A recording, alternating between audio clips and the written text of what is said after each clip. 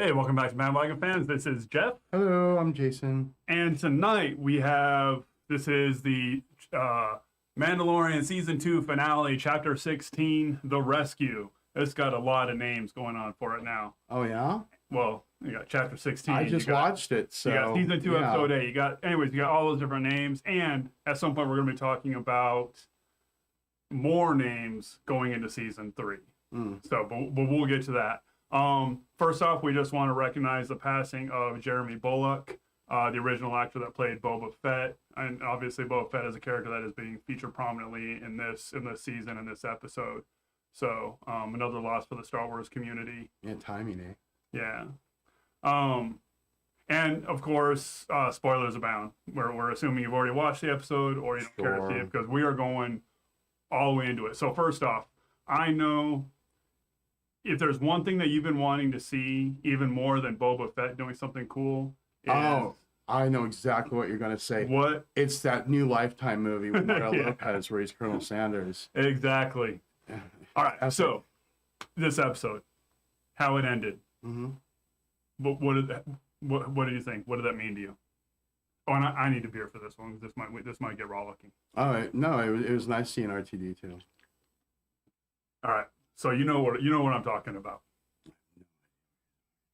All right, so as things are starting to we're gonna go back and talk about the whole episode, but I really wanted to get right into this Oh, sure, because okay. it is like the thing. It is the big thing. There's we've known for a couple episodes that there's been speculation about the Jedi that Grogu was contacting, and we were wondering, is it going to be Mace Windu? Is it going to be Luke Skywalker? Is it going to be some other? I mean, I was Some positive we were going to see what we saw in this episode next season. I was positive about Right. that. But as far as like who was going to come to Grogu, yeah, or But- Goku, or But as soon as we Grogu. saw the lone X-wing, yeah, we knew who it was. Oh yeah, I mean, it kind of like you had the X-wing come in, no response, or like, oh well, he's a lone X-wing. It's kind of, you knew then, but then you looked for the little bits like his one-hand glove. right? You Yeah, know, as the soon green as lightsaber, that was kind of, even with the green lightsaber, I'll bet there was some people going, so because this I think Ezra had a green lightsaber. I'm just saying. So this scene, and so Peyton Reed directed this episode. He's also the director of the 2 Ant-Man movies, and he rightfully gets a ton of crap for being a pretty pedestrian director. Yeah, a lot of people actually like the Ant-Man movies, right? I think they're fine. I think they're fine. Of, They're kind of blips within the MCU. But they're fine. Maybe it's because they're kind of the break from the serious tone, Yeah. much like Ragnarok or like the Guardians movies. So anyway. But I thought the directing in this episode was really good, particularly the introduction of Luke Skywalker, because it was like a little bit here that the lone X-wing, and we're like, that's got to be Luke, and then the cloak, it's got to be Luke, and then you see the black glove, and you're like, that's Luke, and then the green lightsaber, but the reveal didn't come. Like they teased the reveal, and we saw the coolest set of action that Luke has done in live action. Well, you knew he was going to be a badass. It's Yeah. just post Jedi, he's, that whole period, obviously he was honing those skills, right? Right. And this is one of the biggest things that you've had an issue with the Disney movies, was you never got to see Luke Skywalker as a full now Jedi I'm sure cutting there's loose. people out there that kind of like their Luke mystique is more of just kind of walking in and doing chokes and not many movements and just dominating like that. Yeah. But I think, modern day people, I don't know, modern day sensibilities, Yeah. they want to see more action like that. So What was it satisfying you? Did you get that Luke itch? no, scratch? I expected him to be, the way he was, obviously, Yeah. But Now, how did you feel when you actually saw his face?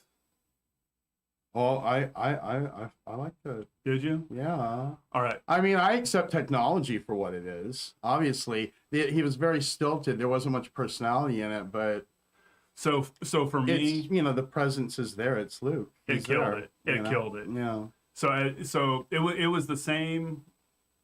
First of all, the whole de-aging technology, when it's done well, you don't really realize it's there. You know what was so funny? I mean, obviously before he took off the cloak, oh, it's Luke. We all know it's Luke. I was all like, Sebastian Stan. I know. I thought it was going to be Sebastian Stan. I was, and that was going to be the up. big reveal that like this is like with the season finale. This is the official like an MCU actor in the Star Wars, kind of like what they were talking about. But that rumor was so the side by side comparisons and everything. Yeah. I was so I stood up and it's chair, coffee table, and a TV. Oh. I stood up and got in front of the coffee table to be like right in front of the TV because I was ready for that reveal. Mm. And then when we saw it looks like I photoshopped his face on there. Like it was so bad. I think it was just kind of it was so bad. What's the word? Were they scared? Do you think? What do you mean scared? Well, I mean, it's obviously they've all heard of the people saying the talks about Sebastian Stan. I don't know. I don't know what this was just like they didn't want to risk too much. To me it's inexcusable. Because well, I haven't seeked out any opinions on this episode. So is it more like are they making fun of it or are they like accepting it or I don't know yet what other people are saying because I literally just finished watching the episode. I've always been the person like with everything like going into action figures where I've never minded the way they looked in the 80s and all of the everything that's gotten better about things I've just accepted and it's just been a growth thing. But the thing is I like the fact that this is in the story. Mm-hmm. So I can totally put up with what technology is to accommodate the story. Well, but I would have accepted Sebastian Stan. You know what I mean? Wouldn't you have preferred a real actor there instead of a ghostly floating head? I think if they were going to establish moving on with different actors to play characters, any actor, I think this was the missed opportunity. Yeah. Because the thing is if you're going to establish, hey, we're going to move on with familiar characters played by different actors, you needed to do it with Luke. Right? It didn't work with Han. And that was a movie, a feature. Yeah. You needed to do it with Luke. So now going forward, I mean, was Mark Hamill the stand-in and they euthanized him? He was in the credits. He was credited. Right. Yeah. I mean, it was his voice. So and it's the same. Now, did they record his voice and euthanize the voice too? Because it didn't sound as I'm not sure. But then again, he's a voice actor, so yeah. It's also the same. It's also the same. So you never saw Rise of Skywalker. No, there were I never saw Solo either. There were two scenes where they de-aged Mark Hamill in Rise of Skywalker. No, I'm aware of the scenes. And they training and then at the very end. Okay. And they looked awful. They looked terrible. It looks like this did. I'm still like kind of like just in memory. I think the only decent one in memory was maybe the Downey scene in Civil War. Was that Samuel? No, that was really good. Yeah. Okay. So there, it's been used a few times really well. Samuel L. Jackson and Captain Marvel was really good. Oh, that's right. I forgot about that. Robert Downey Jr. in Civil War was really good. Yeah. Who's the guy that plays not Ant-Man? Michael Douglas. Michael Douglas. So and that Ant-Man was done. Was I really still never good. saw Ant-Man and the Wasp.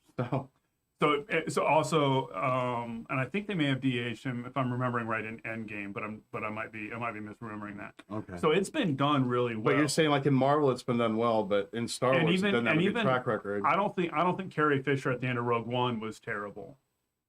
Oh no! I mean, a lot of people and Tarkin. A lot of people complain about Tarkin and Princess Leia, but it wasn't this bad. It wasn't this. This looks like I said this before. I think this looks like I photoshopped it. Did it look that bad? It was terrible. It took me out of it so hard, I was literally this far from the TV. Okay, so here's the thing then. So then I think maybe it's two different lenses we saw this episode in, obviously, because I think I just accepted anything because I was glad for the character. You were still. Well, I don't know. Are you as attached? Were you a Han kid growing up? I was more Han, yeah. I mean, so this was my boyhood idol. Right, and that's what I was saying. Yeah. I knew watching. It really was. As soon as I saw it, so the same thing when I saw. Yeah, I mean, when you made the comment about Boba Fett a week ago or 2 weeks ago, I mean, this is kind of like way more than that. Yeah, definitely. Yeah. But overall, I really did like this episode, and I know how much it meant to me because I was standing up, and at the very end, I got teary eyed. So take away all of that, getting the eggs back to the planet. This season as a whole has been pretty good. Or do you kind of like Bo-Katan and Ahsoka in it, or do you think that's just way too much fan? I think this would have been, this entire season could have been cut down to a 1 hour and a half movie. So the thing is, And it would have been so better. do you feel like this season was mainly used to just kickstart other series? Yeah. Okay. Now, speaking of kickstarting other series, let's. Hey, Boba Fett didn't die.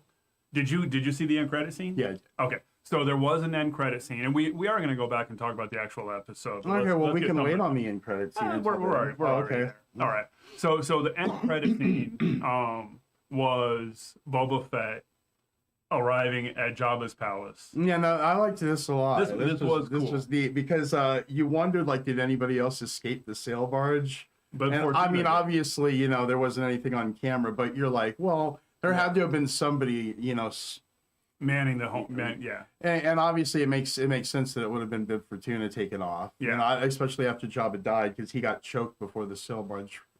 Yeah. But anyway, Bib Fortuna's here, and he's all girthy, and he's put on the weight, and he's become the mob boss there and taken over the palace. Yeah. And then he's got his own Twi'lek slave there, and Boba Fett and his gal comes in. I still forget the character's name. Ming-Na Wen is the actress. I can't remember. It's not really mentioned on screen too much, the name of the character. But anyway, they come in.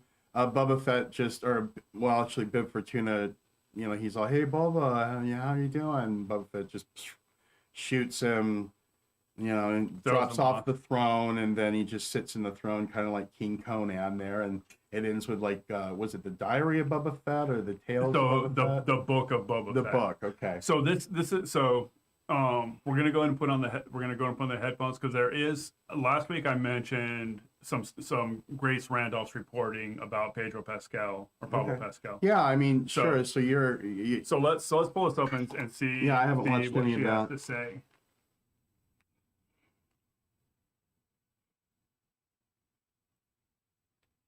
Boba Fett is shooting now. Cassian Andor also started shooting. Obi-Wan is just about to go into production. Mando season 3 with Pedro Pascal has not gone into filming. Doesn't even have a production start date. So it just doesn't make any sense.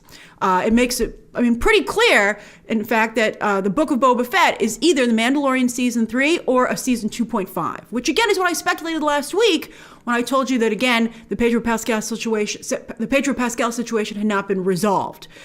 And remember, I said that I hoped Din Djarin would just be sidelined and not killed so that he can come back at some point, and I got my wish, so I'm very happy about that.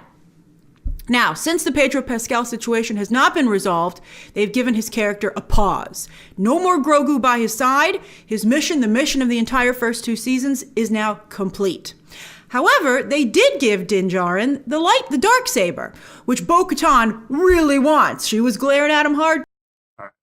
So basically, that's obviously what they're going to go forward with. Yeah. The Darksaber plot, which I like that. I'm connected to that because I've been watching the animated shows. Yeah. So basically, what Grace was saying throughout her discussion of this episode is that this entire ending, everything we saw, was thrown together at the last minute in response to Pascal's walking off the set and then coming back later. I don't know about that. I just don't buy it. But she does make a compelling argument. Why else are they basically ending season 2 with sidelining the Mandalorian, and now they're switching over to Boba Fett isn't getting his own show. He's getting a season of the Mandalorian to himself. Oh, is that what this is? That's what it looks like. That's why I just figured there'd be a Mandalorian 3 and there'd be this. No. So basically what she's pointing out is the Book of Boba Fett is Mandalorian season 3. And it's being shot right now, and it's being released when Mandalorian season 3 would be coming out. But do you think maybe the Ahsoka series or one of the other series, the Cara Dune series, will have the Mandalorian and Bo-Katan and the Darksaber? And that's Pascal, and that might be. But then who tells I mean, stories maybe like that? maybe they want to do these shows still kind of contained in like 2 season stories. Maybe. They don't want these like shows to just go off the deep And end. that- I mean, can you imagine one of these shows being like, 8, 11 seasons? That's, Yeah. I mean, you know what I mean? And so that's interesting. So that actually might be Maybe it's a formula they wanted to start with this and then establish it moving on. that actually might be. So one of the big complaints, if you ever hear me talk about these television shows, is that they have a premise that's good for 1, maybe 2 seasons, but because they're successful, they stretch them out over 5 or 6 Well, years. because also too, I mean, you notice these episodes aren't the same time. Yeah. When there's like a formulated like plan for a show, they're the exact time 22 some minutes or 48. Right. You know what I mean? But these shows are like anywhere from like 30 32 to minutes to 50 48, minutes, 50. yeah. So it does seem like a written out story that they just chunked out to make like some kind of a season out of it. Yeah. Because an 8-episode season, that's just a season. That's So- like, that's, So maybe you're starting to convince me back that the whatever drama there was overblown, and that this is part that what Lucasfilm is doing with this show is not traditionally how you would do a TV show. Mm-hmm. They're experimenting. They're like, we don't want to run things into the ground, so we're gonna put this story on pause because it's kind of run its course anyways. Yeah. We're gonna transition this over to Boba Fett, and then we might pick up Mandalorian, Mando's story in another show, because as the lead character, his story is done. So we're gonna start focusing on other characters that he can. That actually, if that's what they intended to do, makes a ton of sense. Or like to in a me. That month would they be could great. announce the Bo-Katan show. Yeah. I mean, So- you don't know. Anything could happen with this. They could have just announced like the Battle for Mandalore, and it could just be a mini series. Yeah. All right. I mean, So Anyway. let's start running through some of the other stuff that happened in this episode. The Dark Troopers. oh, okay, Um, Well, now I like in the beginning where like they go to the bar. Oh yeah, okay. And, Yeah, we can and start- they meet if you want to Bo-Katan. start at the beginning. Well, I we was can just start at wanted the to beginning. point out this scene because they always do this. They always do this, going all the way back to even before Hulk Hogan. They always do this whenever a wrestler is in a movie. They always try to get in the wrestling move. So when they were there at the table, I liked it that Sasha Banks put him in a headlock and did a tornado DDT on him. But anyway, that was hilarious. Hey, you got to use the skills they have. But yeah, they were evenly matched. That was nice. Yeah. But yeah, okay. So anyway, So they're yeah. kind of reluctant, but then he lets her know that they know where Gideon is. Right. And then we get the assault on the ship, right? Well, first They come in landing, acting like they're in the Imperial shuttle, and Boba Fett is following them. first thing they do is actually pirate ship the Imperial shuttle. Mm-hmm. And then and we don't need to go into that. And then, but all right, let's get to the good stuff. So now you've got Boba Fett in Slave One. You've got Mando. You've got Cara Dune, Ming-Na Wen, whatever her character is, Bo-Katan, and Sasha Banks Sasha Banks. We're just code switching between actors and characters using now. code names. So now they're in the Imperial shuttle, which is still probably my favorite Star Wars ship of all time. Oh, I know, right? It's Yeah. one of the best toys. And it was so hard to get as a kid. It was so expensive. You have the memory of KB clearance, Yeah. Anyway. So they do the assault on the ship, and so, Well, okay, well, they split off. Yeah. The group goes in to look for Gideon, while Din Djarin goes on a Oh, I remember solo his name mission. Oh, yeah, Yeah. I know it now. I have the figure. So he goes on a solo mission to look for the child. Yeah. So he is kind of, he kind of knows where he's going at first. It appears like he knows he's going directly to these dark troopers to kind of get the door. shut them off before he gets before to they it. get through the door. So I want to highlight two things, and it's an example of really good storytelling in this episode, and an example of really bad storytelling. So on the good storytelling front, you have Mando doing this. So he tries to shut the doors, right? But one of the Dark Troopers gets out before he does. Yeah. So now and you're kind of even wondering why it was so important for him to shut the doors. Aren't they strong enough to punch through? But then they get, Right. afterwards. Yeah. But yeah, he drags out the one. He drags out the one, and then they have a fight. And just like I mentioned in the Ahsoka episode, they did a really good job of using this fight to establish what the ground rules were for a later fight. That these Dark Troopers, one-on-one, are stronger than any character, right? But they did, before he confronted the Dark Trooper, they did point out that one of their weaknesses was Beskar armor. Right. Because this is like the adamantium Right. of the Star Wars universe. But the trooper, well, that was about the Darksaber when they mentioned that. Oh, okay, wasn't it? But one-on-one, Mando was no match for a Dark Trooper. He got his ass handed to him. But okay, what am I thinking? Oh, that's right. He was able to use the Beskar. Spear. That's what I was He thinking. was able to use the spear All right. to pierce through the head. Right. But it kind of established that one-on-one, this is a pretty even match. And then obviously he did the whole aliens and then Endgame thing where he opened the door. I mean, out. because it pointed out that they're incredibly intelligent. Yeah. So you got to use your mind. You can't just out. Yeah. But yeah, what I liked about that was it was like a cargo bay or something, Yeah. and just he opened up the hangar doors and But what was and you good thought about that it, they were gone. what was good about it was it established rules that were going to be paid off later in the episode. Now, what was really bad about this whole sequence, and actually this happened a few minutes earlier, was when they were doing the initial run to get to the light destroyer. Okay. And there was no sense of urgency, there was no sense of danger. I get it that Boba Fett is a badass and the Slave One is a badass ship, but they didn't even acknowledge that the Star Destroyer itself would pose a threat to him. It was just like yeah, of course my little teeny tiny ship is going to outmaneuver a destroyer. And that's just like, you can't just devalue and then ramp up the risk. After a while, the audience starts losing interest. Does that make sense? You think they should have cared more about the Slave One? There should have been some mention. There should have been some mention of, hey, you want me to outmaneuver a destroyer and a TIE fighter? You guys need to be fast.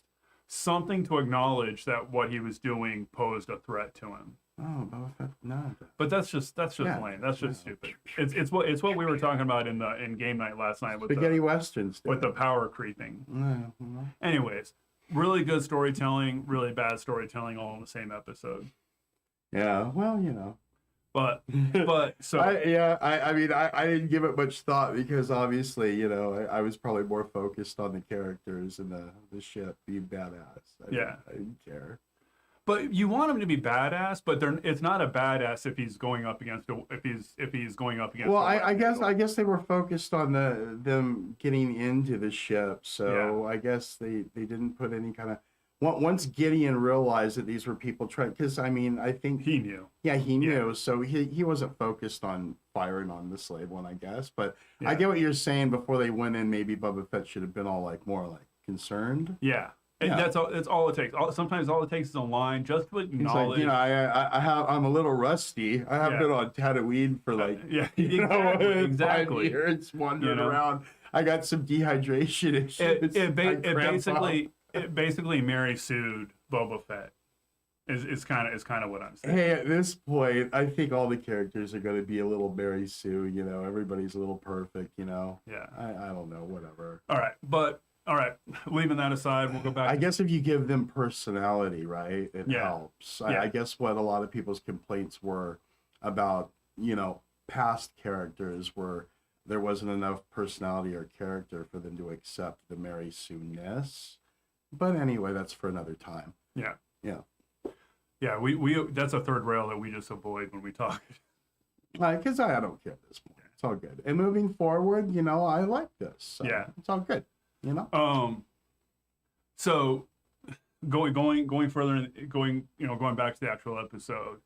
Now you have and the whole thing with Mando and that one Dark Trooper. Yeah. This is what really established Now they're okay. We'll backtrack a little bit. I mean, I did point out that there's weak spots. Yeah. Because he penetrated him with the Yeah. spear there. So we And there was some flames that kind of got in, kind of jumbled him around Yeah. a little bit.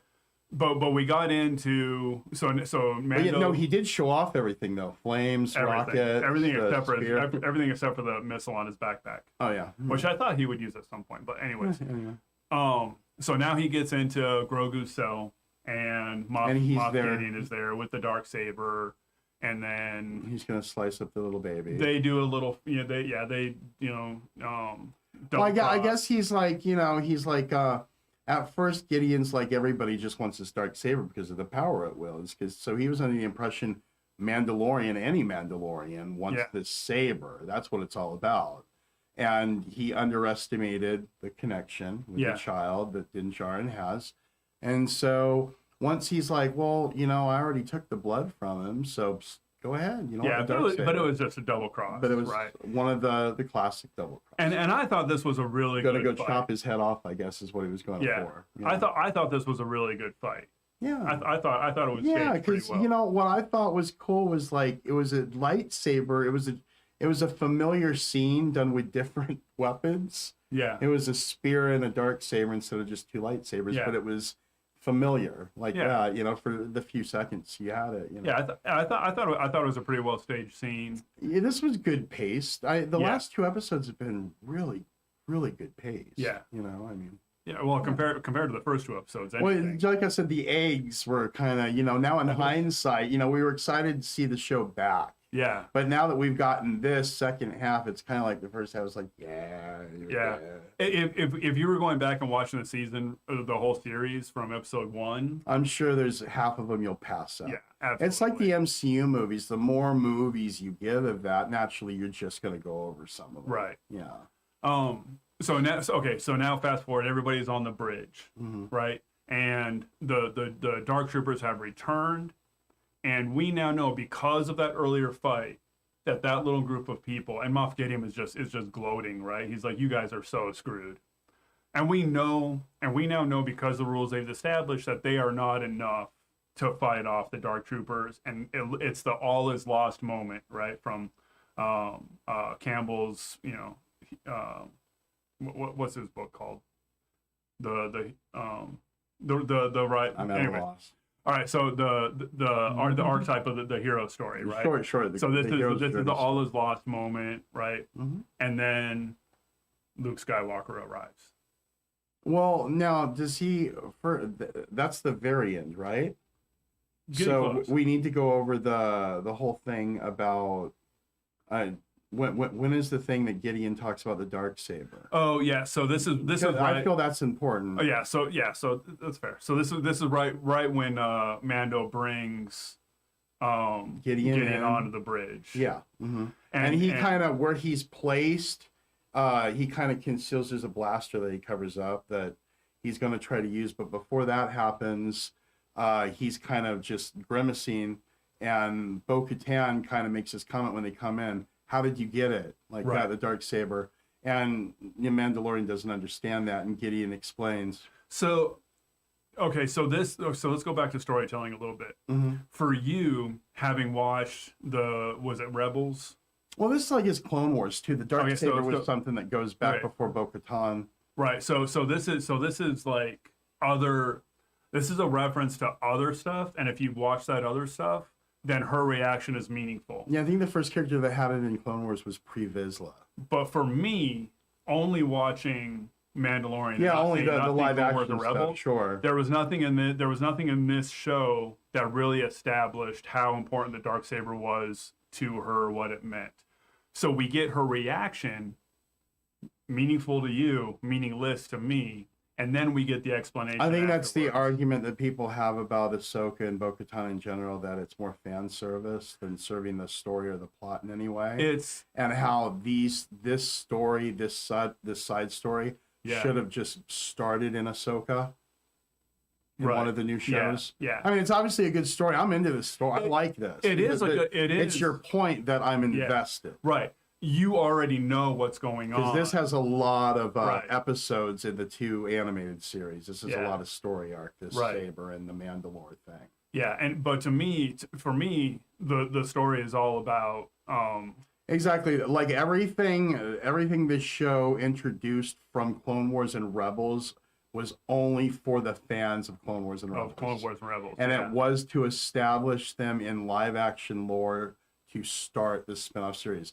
Obviously, they didn't want to invest just in series after series if they had a way, and this is just going to be the way it is, if they had a way to introduce a character and get a fan reaction before they commit to the show, they're going to do it. So that's the thing is, even though they didn't serve a purpose in the plot, the fan reaction has been more, I love seeing Ahsoka and Bo-Katan in the show. I think that's what they wanted. I think it's a technical issue, and even acknowledging that I've never seen Rebels or Clone Wars, a little tiny bit of Clone Wars, they could have fixed it just by reworking the script. And here's how you do it. When, going back to the beginning of the episode, when they're in the bar, Bo-Katan says, I need that sword. Why is the sword so important to you? Because whoever holds the sword lays claim to the throne. That way, somebody like me understands what the stakes are for her, so that her reaction. And then it would lead to that moment where Mando has to decide the kid or my commitment to her. Does he have much of a commitment to her at this point? But that's the thing. He promised her that he would help her get the sword, right? But it's not much of a commitment. But it would be something. It'd be more than nothing.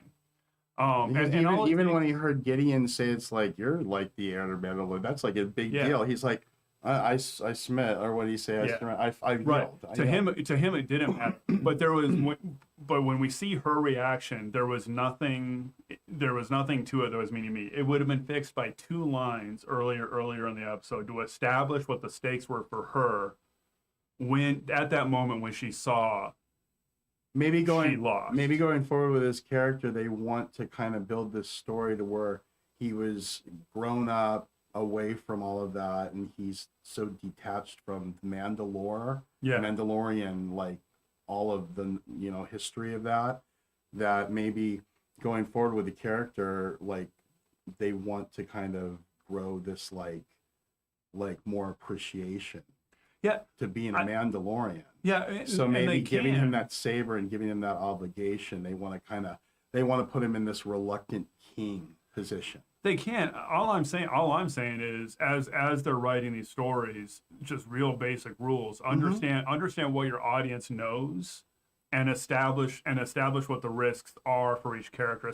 Maybe they figure since it's all on Disney Plus now, there's no reason why you can't go back and watch all that stuff, you lazies. Yeah, but you don't know what the sense is, right? Yeah. I get it. I totally understand where you're coming from. So lazy is losing out on 2 lines that would have fixed that problem. But the thing is now from my point of view, going into this, having watched all of that and even reading some of the EU stuff, I was so ready for every single thing I saw that I really, You're right. I mean, there was almost like you had 4 characters that I really liked, because Bo-Katan I did like, but I love Ahsoka, I love Boba Fett, and I love Luke. So this, I don't want to be too like, oh god, I OD'd on fucking Star Wars nonsense. I'm well aware that like they need to still do something good going forward. I'm not just gonna it needs to all make sense. Yeah, and I don't know how this is still going to link to the 7, 8, 9, but we'll. And that's another. And I mentioned this a couple weeks ago, right? Now that you've established that, and this actually Grace Randolph did talk about this in the rest of her review. Now that you've established that Luke Skywalker has Grogu, it really. Right now we're looking at. Okay. I mean, is he gonna make Grogu like wipe out what was already there, and they're gonna just do a new going forward? Okay, whatever. Okay, all this nonsense. Well, I'm just saying, in the Rebels, they've established they can do something like that. So it is inconceivable that Disney with Kathleen Kennedy is going to retcon out $4 billion worth of Well, film. no, I'm with you on that. That's what Not makes happy, me yeah. think that, because it's like, come But- on, all of that, but But anytime a story starts going out of order, where Yeah. where they start doing prequels and retconning stuff, you start running into these issues. That's why I'm DC saying I don't think they want any of these to run too much, like Yeah. past like a season or two. Yeah. Like that Boba Fett one will probably just be a season. The Obi-Wan Kenobi one might just be a season. Yeah. Yeah. the whole reason DC had to do Crisis on Infinite Earths Well, yeah, because- that's why there's always a crisis, Yeah. or DC Flashpoint, has. you know, There's too many was crises. to fix all these Yeah. dangling story threads. That was their easy way out. Yeah. And making like alternate Earths, Marvel and DC does Right. that, and But it does raise a question, and this is what Grace was saying. Does this mean that at some point in the future, and not that far in the future, okay, and within the Star Wars universe, the future of Mandalorian, that timeline, now we kind of know that Grogu dies at some point.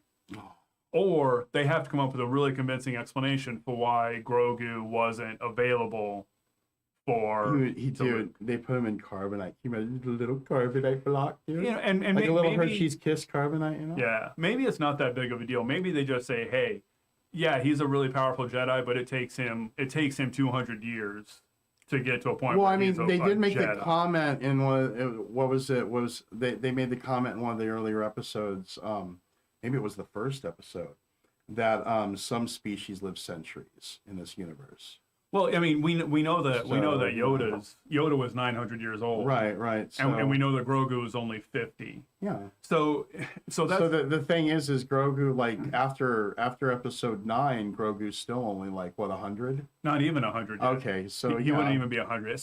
And that's kind of the easy way Well, out. maybe he is like kind of like in like this hibernated state Yeah. that lasts 100 years. Yeah, Luke. Maybe, know? that's the way to kind of fix it is for Luke to just put Grogu away somewhere. Hibernation, yeah. But at some point, like he is gonna put him in carbonite. those two stories just don't. Wouldn't that be gel. funny if they did put him in carbonite? That's just how they do it. Wouldn't that be funny? And like, just going forward, like the post-race stuff, maybe I'm talking about like that show, maybe where they do like her kids in something, how they find Grogu in carbonite. Come on, you'd like it, wouldn't That'd you? be Right? funny. It would also be fucking adorable. It would be very. Little Grogu in his carbonite. It With would. his They ears. could market it as like Hey, little have you chocolates. Have you seen the homemade Grogu sugar cookies? Oh yeah. Basically, all you do is you do the Christmas angel cookie and just cut the head off, and it's a perfect little Grogu. Yeah, that makes perfect sense. Anyway, There we go. something I saw on Facebook. I thought it was cute. Yeah. What That makes sense. so where do you we kind of know that episode 3 is going to be Boba Fett, or season 3 is going to be season Boba Fett. 3, We know there's an Ahsoka show coming. Well, and there's the Cara Dune show. We think it's Cara Dune. Oh, okay. Well, I don't know if that's confirmed. It's the Marshals or whatever. I forget what it's called. Now the one where the no, Rogue Squadron, that's a movie, right? Rogue Squadron is a movie. That's Okay. that's Patty Jenkins' project. Okay, all right then. Yeah. What was there? Was there another show coming out where there was just with pilots? No. Oh, no. No, you I'm got trying to Rogue think. There was a lot Squadron, of shows. You got Rogue Squadron. You got Bad Faith. No, Bad Faith. Oh, Bad Company, Bad and that's Company. an animated spinoff of Clone Wars. Yeah. So a lot of stuff. Lot of stuff coming out. More Mandalorians. They're just and marketing those Mandalorians. But no real sense of where this character is going to be. I think the most likely, maybe not the most likely thing, but the thing that makes most sense to me is what you were saying earlier, that we kind of wrap up Mandalorian we kind of wrap, what's his name? Din Djarin. We kind of Din Djarin. It's with a silent D, Djarin. Din Djarin. So we wrap up Din Djarin in the Mandalorian, and then he can become a supporting character in or Cara Dune's show, or even they do the Firefly Ahsoka. thing where they make a movie like they did with Serenity. They just do a Mandalorian movie. maybe. Maybe that's the thing. Maybe going forward, maybe the shows with the Disney Plus format, maybe this is just like, before we put a movie out there again, because Solo, let's test that character out in a show. And if the character does gangbusters, then we can hold off, and then we can do like 3 or 4 years later a movie. Yeah. And I mean, 3 or 4 years from now, everything should be back to normal and theaters should make a comeback. Those buildings will still be up, Right. even if the theaters are closed for a year. And what so. really, what else are you going to put in a movie theater building? other Video than games? a movie Yeah, theater. right, exactly. So, A rave, dude. you know, Yeah. so yeah, the movie theater industry will come back. It probably won't come back as robust as it has been, but it will come back definitely. Drive-ins, What's that?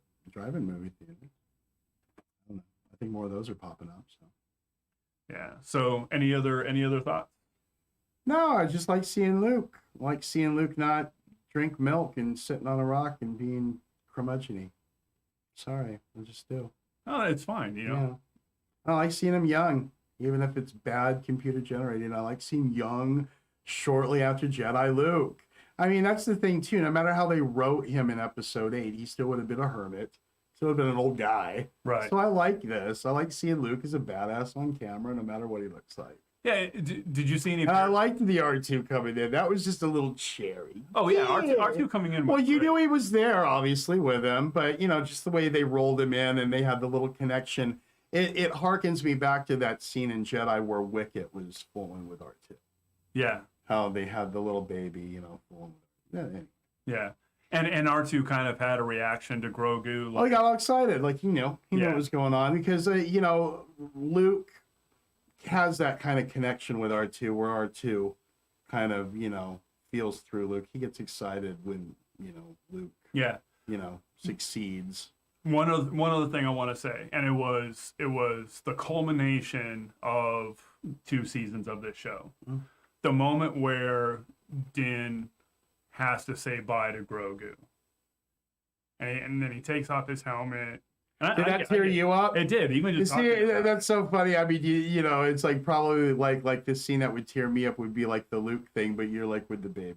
Yeah, because that's over the last 2 seasons. But I dare say you're just as connected to the Mandalorian and the baby as you are to Luke. It's really like kind of like maybe. You know what I mean? Maybe. You're more like you like the movies, but like I don't think you ever like latched onto a character as hardcore. Even growing up. No. I mean, the movies were the movies. Yeah. And it wasn't, you didn't obsess over a character. No. Yeah. And if I did, it would have been Han anyway. Exactly. So there you go. So it's like, going over this 2 years, you've watched and you've invested more in Mandalorian and the baby than you have in Luke. Even though Luke came out in your childhood. Well, right? I mean, so watching, like I told you, like when the X-Wing showed up and we knew Luke was there and he was kicking ass, I was standing up. Oh, okay. I was standing up like 2 feet from the TV. I wasn't a part of the thought. Yeah, makes sense. What I'm saying, what I was saying about that whole sequence is when I saw how bad that looked, it was such a letdown. Okay. Because if it had been, if he had lifted up his hood and it was Sebastian Stan, I would have fucking lost my shit. Because that would have been so cool. But when he lifts up his head, I mean, also, it's like I said, I was ready for it. Yeah. But when he lifts the hood and it's shitty CGI Luke floating ghostly head. How you doing? How you doing, brother? All right. Yeah, special effects matter, and if they take you out of if they remind you that you're watching something fake, looking at Pascal's reaction and having that human connection was yeah, real. and also too, we didn't. You were on the subject there of him saying goodbye to the baby, and he took the helmet off. Yeah, I think the moments he's taken off the helmet, I think even as an actor, like you said, it's all hogwash. I think he looks back on this and he appreciates the moments that his face is revealed. Yeah, because it really adds to it. Right. And you've just been seeing this guy, oh, what a day, And I doing this Stallone Judge Dredd treatment, I don't think people would have, it just wouldn't have played out as good. Yeah. Because it was the helmet coming off that you really knew. It's that connection. That's what makes the serious connection. I really do watch Grace Randolph all the time, and I really do respect her. She's like the YouTuber right now that I probably watch more than anybody else. Okay. But it's actually insulting to both Jon Favreau and Pascal to suggest that even if Pascal came to Favreau and said, "Hey, how long are you going to keep me in this helmet?" It's insulting to think that Favreau wouldn't say, "Hey, this is what we're planning on doing with it," and Pascal wouldn't be like, oh yeah, that's good. That's meaningful. Yeah. Oh yeah, that makes sense to me. Sure. It's an insult. It's an insult to those two as professionals and as a producer and as an actor to think that they wouldn't work that out in one conversation. So, Grace, love her. I think she's great, but I really do think she's dead wrong on this. And also too, I mean, after especially the success of the first season, I think the actor is very much aware that, he appreciates what the opportunity. Right? Unless I mean, you're going to have those like jobs like your whole life, like, being the Mandalorian, I guess. Unless, as it was written, they weren't planning on having him take his helmet off at all, and that's what the whole issue was. Okay, well, I mean, minus the one scene where he had his face fixed, the first one. Yeah. You think going forward, the other two like reveals were just written in because no, I'm it's just something that popped in my head. Okay. Like maybe there was no plan for him to take it because like off. I said, that the three times he's done it makes sense. Yeah. Maybe he threw a fit, and then they were like, all right, we have to appease our star, so they wrote those in. If that's what happened, then everything Grace said is true. But well, I mean, I think are you thinking that just because the two reveals were so close together? You have one last week and now this one. It's just an idea that just because I mean, you could make that argument just because they revealed his face in that episode way back, and now like back to back reveal. Right. But I mean, they made sense. They were meaningful and impactful. I mean, so it's like what you're saying, proper storytelling, right? Absolutely. That's absolutely brilliant storytelling. It just made sense. But maybe in the original drafts, he wasn't taking his helmet off in these moments. Sure. And that's why Pascal was like, "This is BS. This makes no sense." Well, if it was a compensation edition or whatever you want to call it, it worked. It definitely worked. So, anyways, we may never know. The world, anyways. Like Tootsie Roll Pops, the world may never know. How many licks does it take to get to Pascal's face? With that Beskar armor, probably. I keep saying Pascal because I've totally forgotten if it's Pedro or Pablo Pascal. It's Pablo. It's Pablo. Okay. Isn't that funny? Yeah, I remember that. So how many licks does it take to get Pablo Pascal's face? I'm sure somebody would like to know. You're going to be raw, that armor. Oh, if you have to go through the armor? That's what it is. Yeah, it's never going to happen. All right. So I think we beat this horse to death. Just happy to see my idol. Yeah. My boyhood hero. So I think now going forward, DC needs to take a cue. And I think it's Christopher Reeve as Superman. I think we can do it now. No. Yeah. No. Richard Pryor will come back. Stop. James Dean. They'll DH Hackman. Ned Beatty. Otis. Just stop. I know you're just trolling me at this point because you don't want to see that nonsense either. You would think. You don't want to see that crap either. Otis. Richard Pryor. Only if he squeals like a pig. God, they're all dead. Margot Kidder. We could do it all. Yeah. How about that? What a good opportunity to really test the limits. Let's bring back the original cast of Superman. Bring back Donner. Now Richard Donner's still alive. He could direct it. So there we go. I would love CG, that. All CG actors. Oh man, you could. I think Terrence Stamp is still with us. We could have Zod come back. Is the Nuclear Man guy still alive?